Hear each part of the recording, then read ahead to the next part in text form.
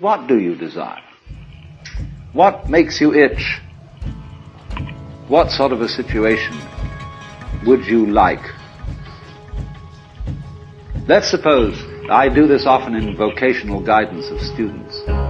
They come to me and say, well, we're getting out of college and we haven't the faintest idea what we want to do. So I always ask the question, what would you like to do if money were no object? How would you really enjoy spending your life? Well, it's so amazing. As a result of our kind of educational system, crowds of students say, well, we'd like to be painters, we'd like to be poets, we'd like to be writers, but as everybody knows, you can't earn any money that way. Or another person says, well, I'd like to live an out-of-doors life and ride horses. I said, do you want to teach in a riding school? Let's go through with it. What do you want to do?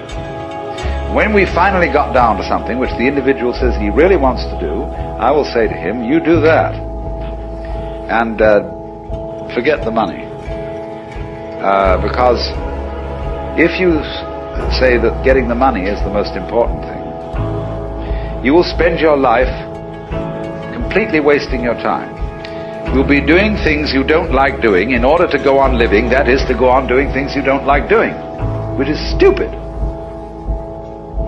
Better to have a short life that is full of what you like doing than a long life spent in a miserable way. And after all, if you do really like what you're doing, it doesn't matter what it is, you can eventually you can eventually become a master of it. It's the only way to become a master of something, to be really with it.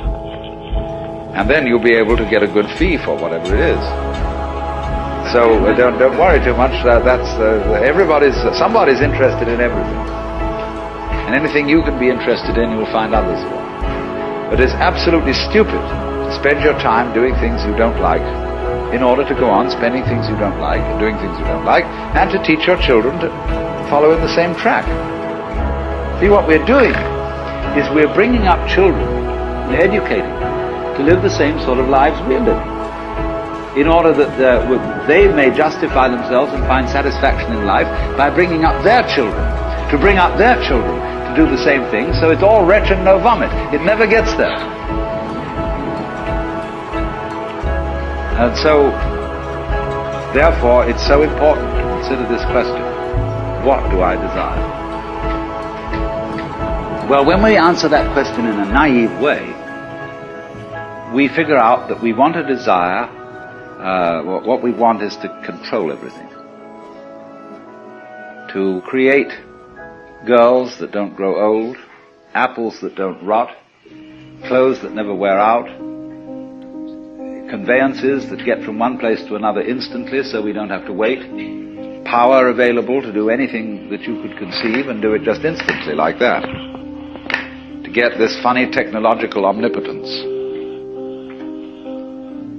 But if you take time out to think about that and really go into it with your full strength of imagination and find out whether that's where you want to be, you will soon see that's not what you want. Because the moment you have a situation where you are really in control of things, that is to say, in which the future is almost completely predictable. A completely predictable future is already the past. You've had it. That's not what you want. You want a surprise. And you don't know what that's going to be, because obviously it wouldn't be a surprise if you did. You want a pleasant surprise. But like you say, what sort of a surprise would be pleasant?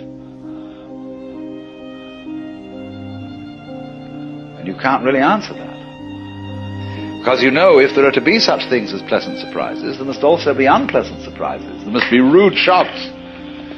So you're like somebody taking one of those wishing well boxes, tubs, where you fish in and you bring out a package. And you don't know whether you've got a dead rat in it or a new camera.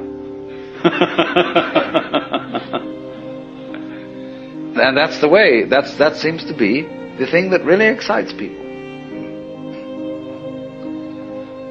But quite certainly there comes out of this inquiry a feeling of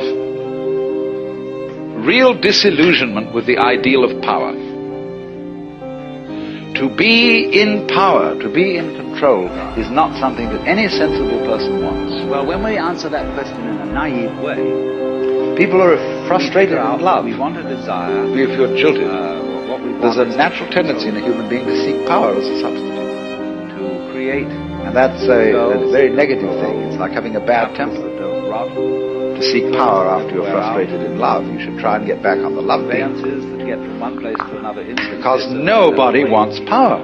Power available to do anything that you. Now you may say that's shirking responsibility. That if you were a really responsible person, you would go out for power and try to use power to the best possible advantage for the benefit of all. And really go into it with your full All right, what would be the benefit of all? imagination, and find out whether that's where Ask you want them. to be. What do you want me to do with this power? You will soon I'm see dictator. What would you that's like not what me you to do? want. Well, nobody knows, because they haven't thought it through.